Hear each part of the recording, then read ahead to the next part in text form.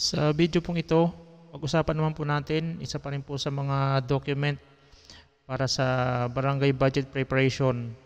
Ito po ang Barangay Disaster Risk Reduction Management Fund Investment Plan or BDRRMF if IP.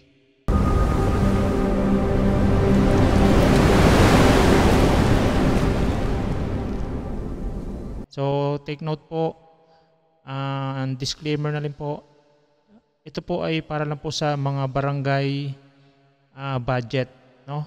Then kung ano man po yung mga ginagamit naming details dito, mga nabanggit dito is example lang po ito, wala po ito kinalaman sa kahit ano man pong barangay. Hello partners, magandang araw, kamusta po? So sa ating barangay po, meron po tayong BDRRMF, no? Or Barangay Disaster Risk Reduction and Management Fund. So inilalaan po ito, ang pondo na to para po sa ating barangay, para po sa mga programa ng pangkalikasan, no? Then mga mitigation, mga pagbibigay pansin sa ating kapaligiran, no? Pag-aalaga sa ating kapaligiran para maiwasan po yung mga pagkakaroon ng mga sakuna, no? Yung mga malalalang sakuna.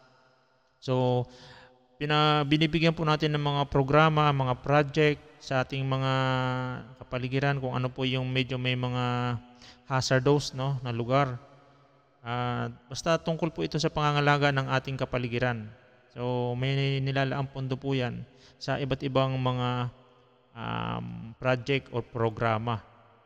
So ang nilalaan po ritong pondo para sa ating BDRMF ay 30% po nito yung nakaalat para po sa Quick Response Fund or QRF, no? So saan po ba ginagamit yung 30% ng QRF? Ito po ay naka-steady lang siya, yung pondo na to, hindi siya po pwedeng galawin kahit saan unless na nagkaroon po tayo ng mga emergency or kapag may mga sakuna na kailangan na po talaga ng emergency, no? So yung 70% naman po nito, ito po yung nilalaan sa mga project. For example, sa mga project natin ay katulad po nito, no? Sa mga preparedness and mitigations projects, so capacity, capability building, mga trainings. So kung may mga tauhan po tayo sa BDRM, binibigyan po natin sila ng mga trainings, mga workshop, webinars para ma-enhance po yung kanilang kaalaman tungkol sa mga programa ng pangkalikasan. Maintenance and repair materials, gasoline, diesel, and lubricants, expenses, emergency and other search rescue vehicles. So may mga budget po tayo para sa mga ganyan. No, community training and drill and CIMEX expenses and services. So kagaya po ng mga fire drill, mga earthquake drills, no?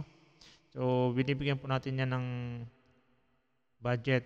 Maintenance and services and search and rescue and emergency vehicles, facilities and equipment. Internet subscription and communications, community weather monitoring services, and so on. So marami pa pong mga programa, lalo na po sa ibang barangay, no?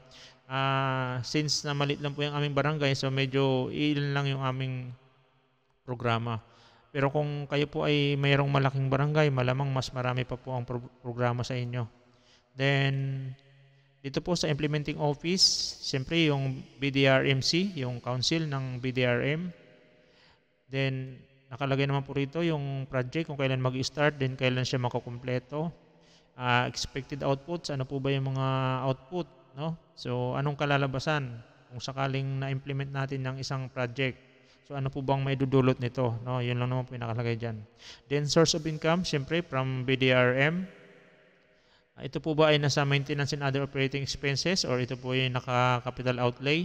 So usually nasa MOE po yan, yung ating mga fund allocation nito. Okay? Then amount of appropriation dito sa total, yan na po yung total ng bawat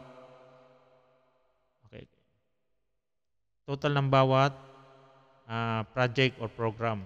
So yan. Then dito tayo sa page 2. And so, yan pa rin po ang mga project. purchase of shares and rescue equipment facilities, prepositioning of food supplies, yun. Pagka may mga sakuna, no? Yan, nag-ano tayo ng mga pagkain, mga relief, namimigay tayo. So, yan yung mga project. Then, ang total po niyan lahat, yung 130,538, yan po ay kabuuan ng 70% sa kabuuang budget ng BDRMF. No? Kasi nga po yung 30% is hindi siya pwedeng galawin para po yun sa Quick Response Fund. Okay? So, tingnan nyo na lang po yung ating document. Yan po yung ating pipilapan upang itong ipipil up po natin, ito po yung ating plan, no, for the coming year para po sa budget sa susunod na taon, na ito naman pong ating isa-submit sa ating sangguniang bayan para ma-review. At kapag ito po, and also ipapacheck din po ito sa ating DILG, no? So chine-check po nila yan para pag okay na siya, approve, so ma-re-releasean siya o mapapasama siya sa mga malalagyan ng pondo. So, yun, partners. Maraming salamat. God bless po.